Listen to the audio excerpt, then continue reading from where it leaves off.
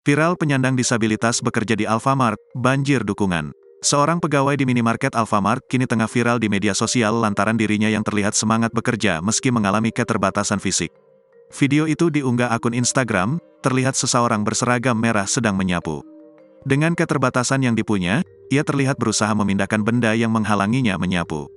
Ia juga terlihat tersenyum saat dirinya bekerja direkam.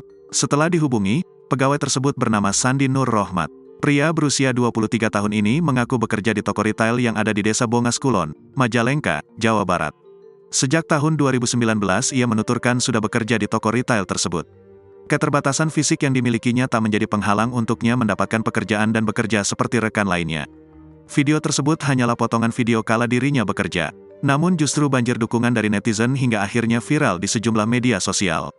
Selama bekerja, Sandi tak menampik bila dirinya menemukan banyak kesulitan. Namun semua teratasi lantaran ia bekerja dalam tim dan menemukan rekan yang baik selama ini.